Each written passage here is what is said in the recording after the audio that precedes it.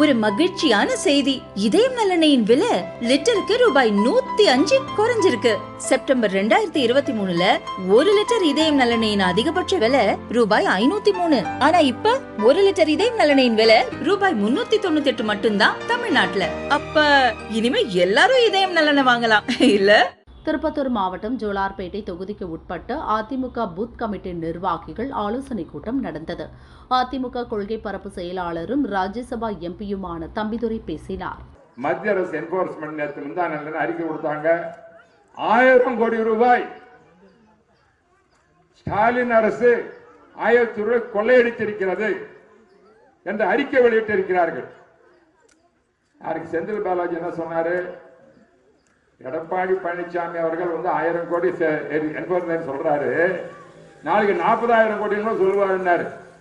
அப்ப என்ன வருது? சொன்னது போல 40,000 கோடி கொள்ளையடித்திருக்கிறது ஸ்டாலினுடைய அரசு. மாபெரும் ஊழல், ஸ்பெக்ட்ரம் ஊழல் எப்படி நடந்ததோ அது போல பாத்தீங்கன்னா அன்னைக்கு ஸ்பெக்ட்ரம் ஊழல் காங்கிரஸ் காணாது போச்சு, திமுக காணாது போச்சு இல்லைங்க. அது போல இந்த 1020 பல கோடி ரூபாய் கொள்ளையடித்ததன் காரணமாக இன்று திமுக அரசு வீழ்கின்ற நிலையில் இருக்கிறது.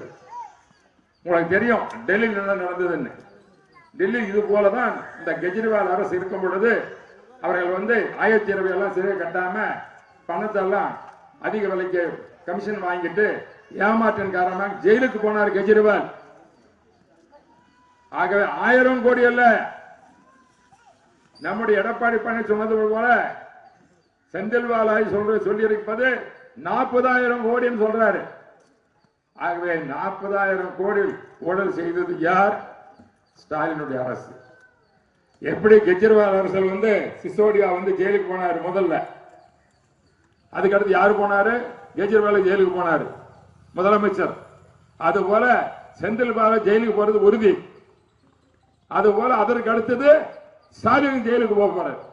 ஆக இந்த சாராய ஊழல்ல 1000 கோடி அல்ல, 40,000 கோடி செந்தில் பாலாஜி சொன்னது போல, நம்முடைய எடப்பாடி பழனி சொன்னது போல இவர்கள் கொள்ளையடித்திருக்கிறார்களே, அந்த கொள்ளையடித்ததன் காரணமாக இவர்கள் ஜெயிலுக்கு போவது கெஜ்ரிவால் உறுதி. கெஜ்ரிவால் போனது போல ஸ்டாலின் உறுதி.